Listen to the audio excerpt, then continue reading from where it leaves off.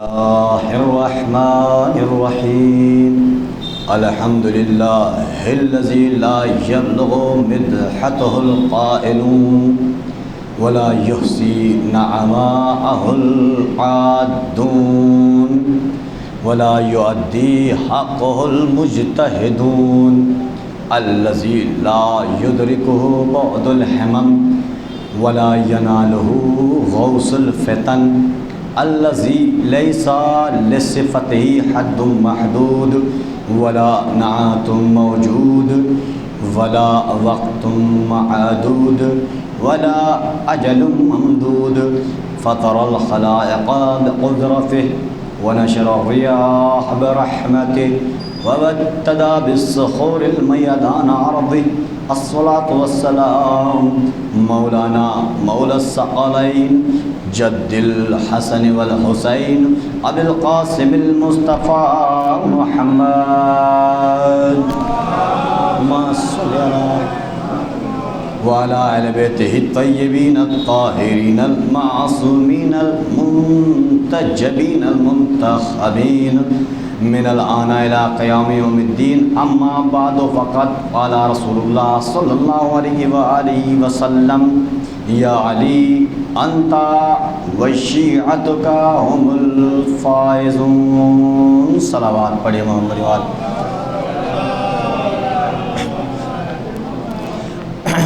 عزیزان گرامی بزرگان ملت، کوئی تمہید نہیں، کوئی تمہیدی گفتگو نہیں، جلدی آپ کے سامنے معروضات پیش کرنے ہیں، آپ بس محظوظ ہو جائیے۔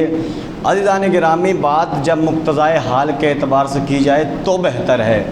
اگر تو کہیں باہر کوئی انسان ہمارا انتظار کر رہا ہے اور ہم کوئی اس میں دیر پہ دیر کیے جا رہے ہیں تو عزیزان گرامی یہ مقتضائے حال کے علاوہ ہوا کرتی ہے۔ صلوات پڑھیے محمد و آل محمد پر۔ ڈاکٹر صاحب، آپ ہم سے سینئر ہیں، آپ بہت زیادہ سینئر ہیں، جو ہے صرف آپ سے ایکسپیرینس اور علم بھی سیکھیں گے۔ عزیزان گرامی، مقتضائے حال کہتے کسے ہیں؟ مقتضائے حال یعنی وقت پہ بات کو کہنا۔ عزیزان گرامی، کسی کے یہاں ولادت ہوئی، میں پہنچا اور میں نے جا کے کہا سورہ فاتحہ، میں نے ولادت پہ جا کے سورہ فاتحہ، جس کے یہاں ولادت ہوئی وہ میرا گریبان پکڑ لے گا، وہ کہے گا یہاں کوئی مرا تھوڑی ہی ہے، کیا آپ نے سورہ فاتحہ پڑھوا دی؟ عزیزان گرامی، سورہ فاتحہ قرآن کا سورہ ہے، نعمتوں والا سورہ ہے، رحمتوں والا سورہ ہے، لیکن بات مقتضائے حال کے مطابق نہیں ہوئی۔ وہیں پر آپ کسی کے یہاں چلے جائیے، ایک مرا ہوا انسان ہے، آپ نے وہاں جا کے کہا الحمدللہ۔ عزیزان گرامی، آپ نے یہ کہا الحمدللہ، تو یہ بات مقتضائے حال کے مطابق نہیں ہے۔ بات جب جس ٹائم پہ جو اس وقت کہی جائے اور وہ بات بر وقت ہو، اسے کہا جاتا ہے مقتضائے حال۔ آپ کو ایک لطیفہ اس بات پہ سنا دیتا ہوں۔ عزیزان گرامی، دیکھیے، ایک ٹیچر ایک اپنے اسٹوڈنٹ کو جو بھی بات سکھاتا تھا وہ ترنم میں راگ کے ساتھ دھن دھنا کے آرام سے ایسے ہی سناتا تھا۔ 2 سیکنڈ کی بات 3-4 منٹ لے لیتی تھی، 2 سیکنڈ 4 سیکنڈ کی بات 4-5 منٹ پکڑ لیتی تھی۔ اس نے سب کو یہی سکھایا کہ کتاب پڑھیے تو دھن سے بنا کے، پیپر کوئی پڑھیے تو دھن بنائیے، راگ کے ساتھ پڑھیے، کیونکہ آپ سنیے مقتضائے حال کہتے کسے ہیں۔ اس نے یہی کیا۔ اب جب یہی کیا تو ایک وقت ایسا آیا، یہ تھا اس کا مکتب ٹیچر کا، ادھر سے اسٹوڈنٹ آ رہے تھے، بیچ میں ٹیچر کا گھر پڑا۔ ٹیچر کا جب گھر بیچ میں پڑا، راستے میں پڑا، تو ٹیچر کا جو ہے گھر جل رہا تھا، ابھی شروع ہوا تھا جلنا، تو بچے آئے اور بچوں نے اپنی دھن میں بتانا شروع کیا۔ جہاں 3 منٹ لگتے تھے وہاں 20 منٹ لگے، جہاں 3 منٹ لگتے تھے اگر وہ بتا دیتے ٹائم پہ تو ہو سکتا تھا گھر بچ جاتا، لیکن دھن بنائی وہ پورا گھر جل گیا۔ تو لہٰذا یہ مقتضائے حال کے مطابق اس نے بچے کے تماشا مارا، کہا یہ بات دھن میں کیوں بتائی، ویسے ہی بتاتے۔ تو عزیزان گرامی، مقتضائے اس لیے جلدی معروضات کو آپ کے سامنے پیش کرنا ہے، وقت بہت جلدی سے گزر رہا ہے۔ یہ بھی وقت پہلی محرم دوسری محرم جلدی سے ہمارے سے درمیان سے 10 دن گزر رہے ہیں۔ عزیزان گرامی،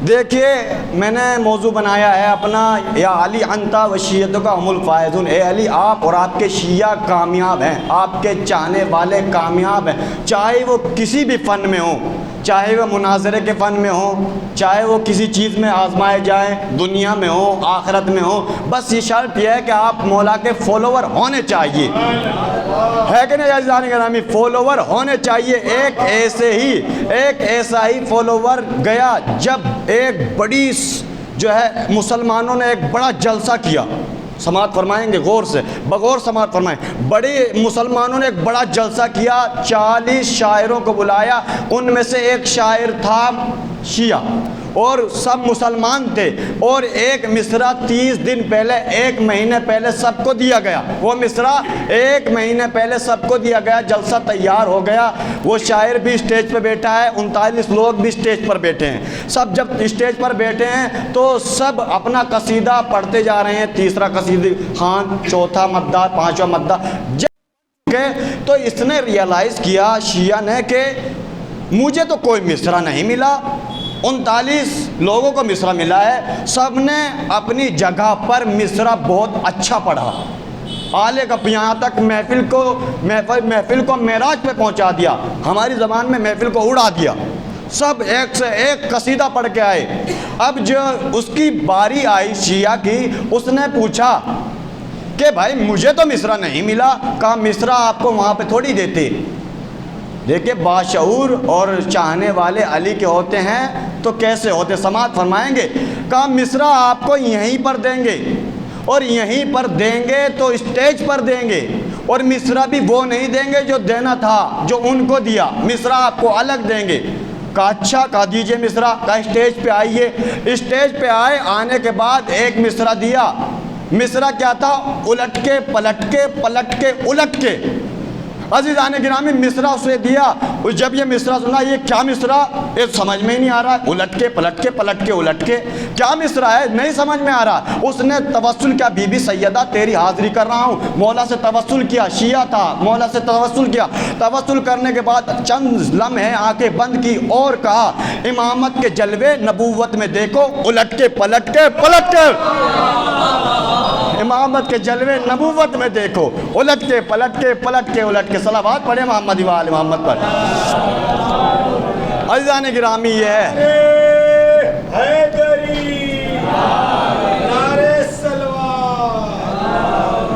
صلی علی محمد و آل محمد، اللہم صلی علی محمد۔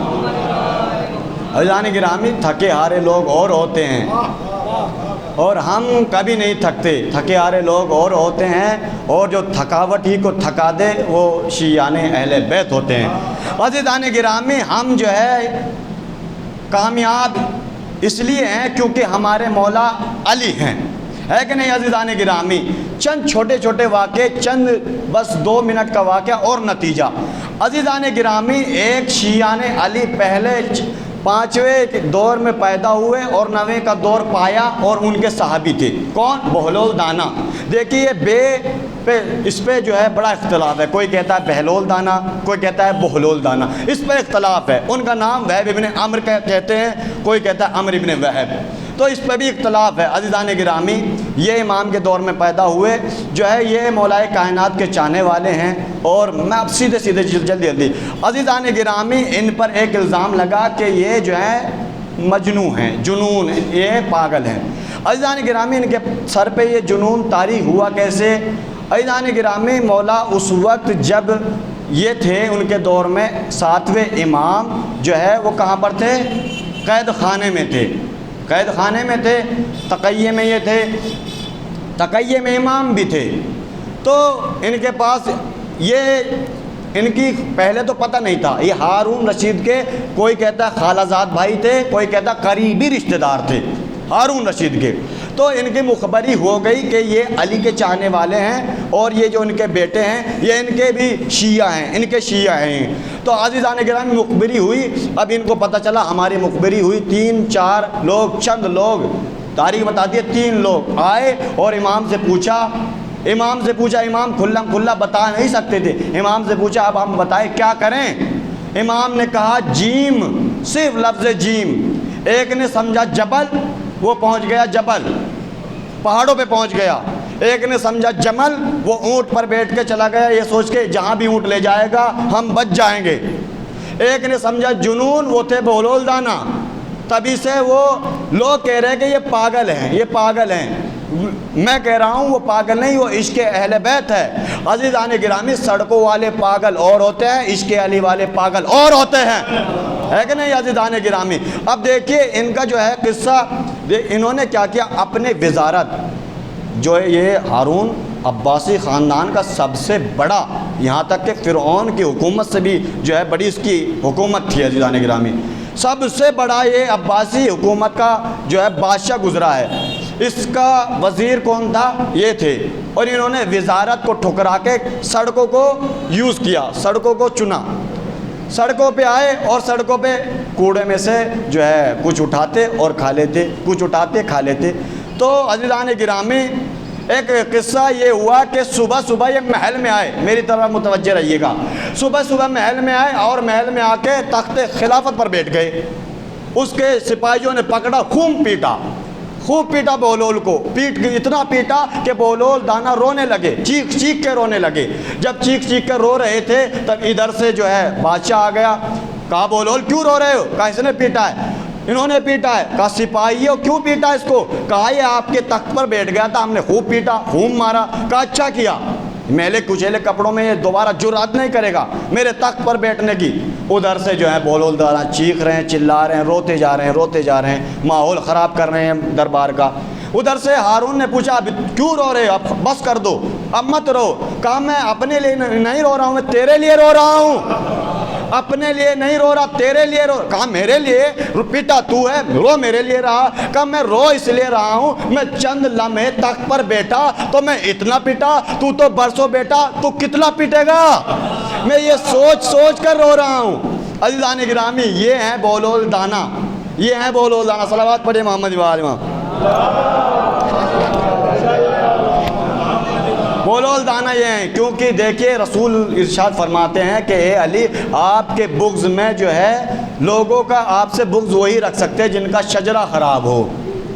تو ان سے سوال ہوا، ہارون رشید نے سوال کیا، اے بہلول اگر ہم تم سے پوچھیں کہ انسان کے اندر کی برائی کیسے پتہ کریں تو کیا انسان کے اندر کیا چیز ہے کیا نہیں ہے، یہ کیسے پتہ کریں گے؟ کہا ایسے پتہ کریں گے کہ آپ جو ہے مجھے اجازت دیجئے میں 40 لوگوں کو ایسے کو لاتا ہوں جن کا شجرہ خراب ہے. کہا اچھا. کہا لاؤ. وہ گئے بغداد سے باہر 40 آدمیوں کو یہ کہہ کے کہ بھائی کون ہے جس کے دل میں بغض علی ہے؟ سب نے ہاتھ اٹھائے. کہا میرے دل میں بھی. کہا 40 لوگ چاہیے. آئے 40 کیا زیادہ ہی ہو گئے تھے، زیادہ ہو گئے. کہا بس 40 چاہیے تھے. 40 لے کر دربار میں آئے اور جیسے دربار میں آئے ہارون نے پوچھا یہ بتا تو نے پتہ کیسے کیا کہ ان کا شجرہ خراب ہے؟ ان کی پیشانیوں پہ تو نہیں لکھا کہ ان کا شجرہ خراب ہے. کہا میں نے انہیں پتہ کیا ان کے دل میں بغض علی ہے لہذا ان کا شجرہ خراب ہے. عزیزان گرامی یہی ان کا شجرہ خراب ہے. صلوات پڑھے محمد و آل محمد پر. تو یہ ہیں بہلول دانا. یہ کس کے چاہنے والے ہیں؟ مولا کائنات کے. بہلول دانا علی کا دیوانہ، یہ ایک محاورتاً بات کہی جاتی ہے. عزیزان گرامی اور جو ہے اگر کوئی بغض علی میں کوئی انجام کام بھی دے تو وہ ریاکاری ہوا کرتا ہے. ریاکاری ہے، بغض علی ہے لیکن دکھاوا کیے جا رہے ہیں. ہارون رشید ایک مسجد تعمیر فرما رہے تھے، تعمیر کروا رہے تھے. ادھر سے بہلول دانا آئے، انہوں نے دیکھا کہ کیا کر رہے ہو؟ کہا خدا کے لیے مسجد تعمیر کروا رہا ہوں. کہا اچھا خدا کے لیے کروا رہے ہو؟ کہا اچھا جب یہ بن جائے تو میرا نام لکھوا دینا بہلول دانا، میرا نام اس پہ بہلول دانا لکھوا دینا. کہا بنواؤں میں؟ نام تیرا لکھواؤں؟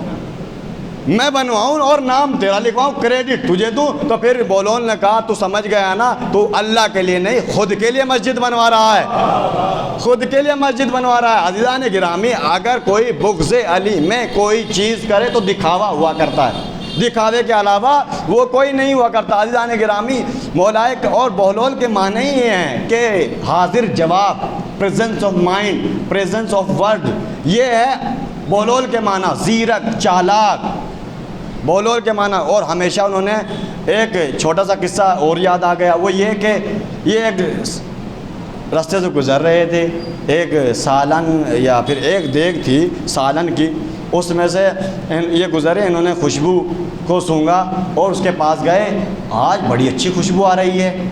کہا اچھا بڑی اچھی خوشبو آ رہی، کہا پیسے نکال۔ کہا کیسے؟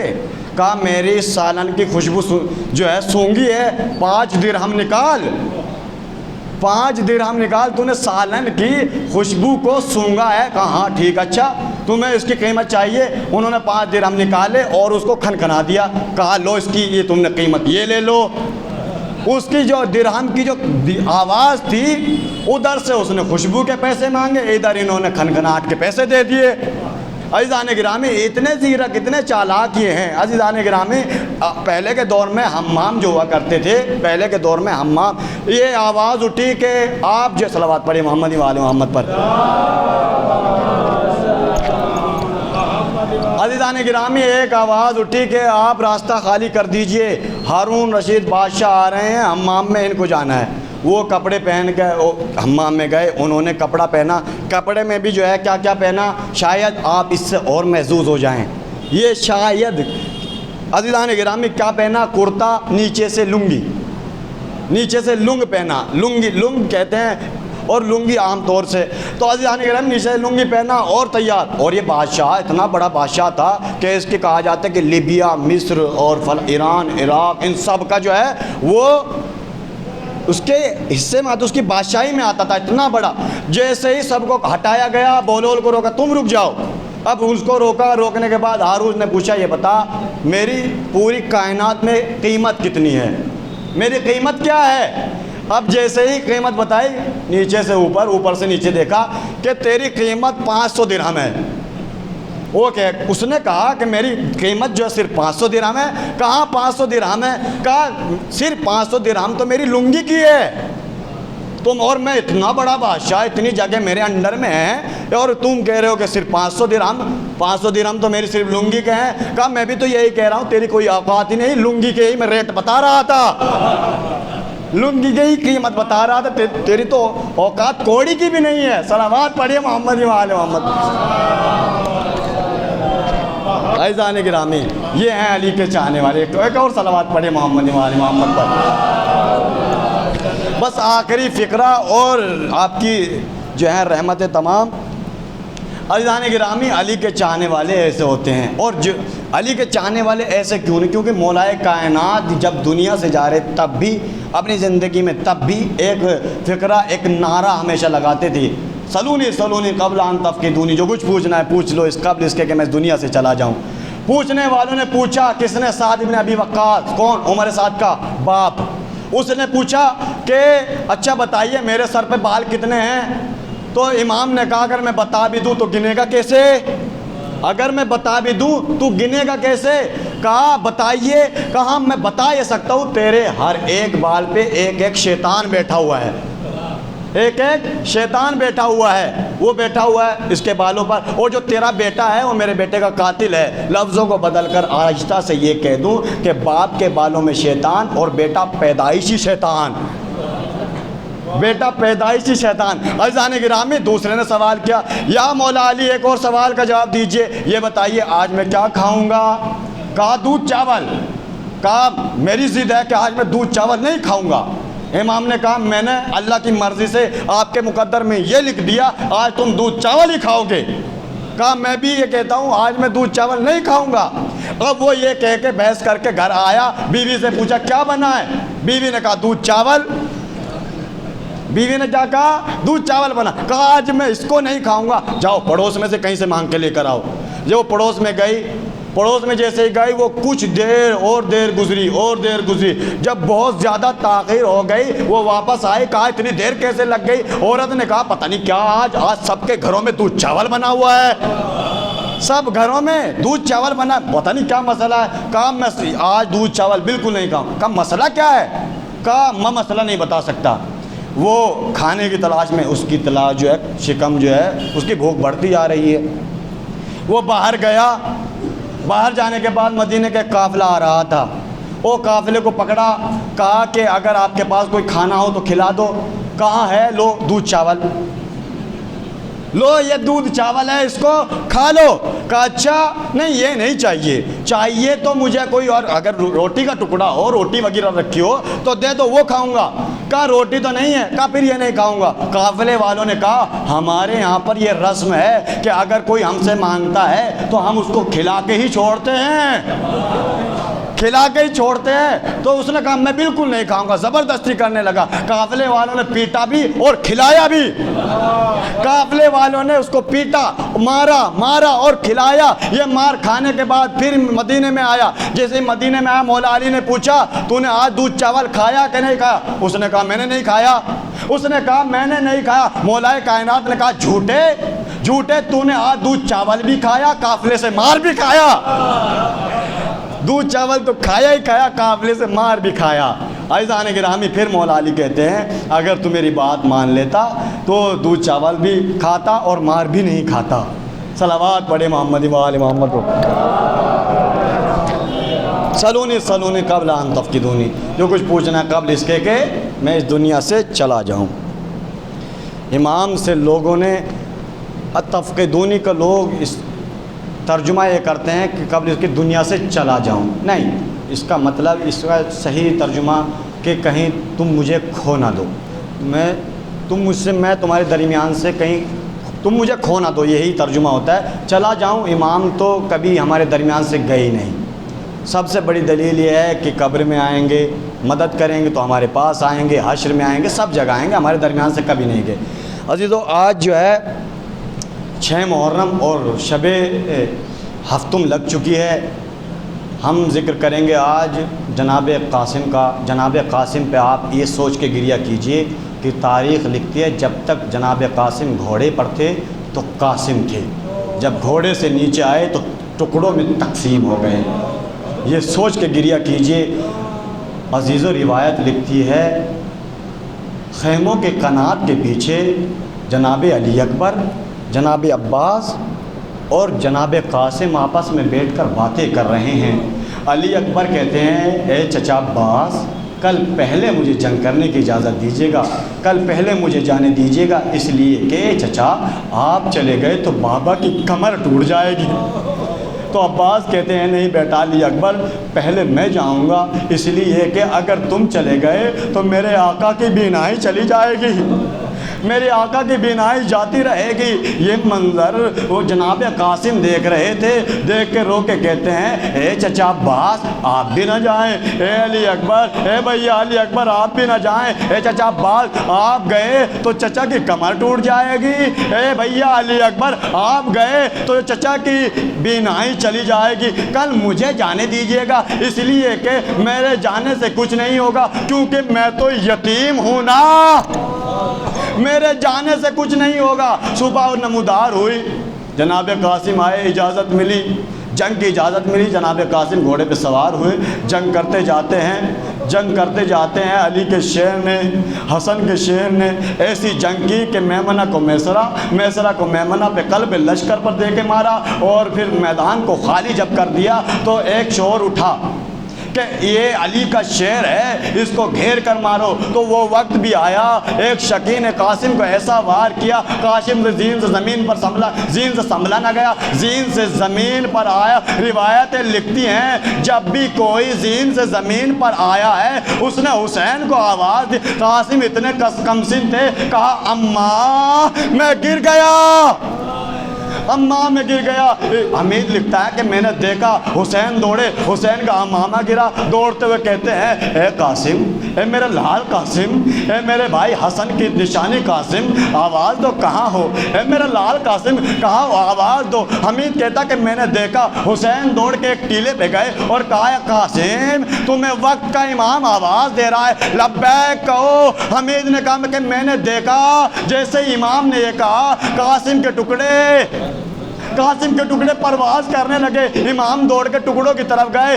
جو روایتیں لکھتی ہیں امام نے ایک چادر کو بچھایا، چادر میں ٹکڑوں کو سمیٹا، اور سمیٹنے کے بعد روایت یہ حساس منظر لکھتی ہیں کہ امام حسین ایسے لے کر چلے جیسے نمازی رکوع کی حالت میں ہوتا ہے، ایسے لے کر چلے جیسے نمازی رکوع کی حالت میں لے کر چلتا ہے۔ امام خیام کے پاس آئے، جیسے خیام حسینی کے پاس آئے، فضہ نے دیکھا اور تڑپ کے کہا اے ام فروا تیرا قاسم آ گیا۔ تو جناب ام فروا نے دیکھا وہ سر پیٹ کے کہا اے فضہ میرا قاسم اتنا چھوٹا تو نہیں تھا۔ وَسَيَعْلَمُ الَّذِينَ ظَلَمُوا أَيَّ مُنْقَلِبٍ يَنْقَلِبُونَ۔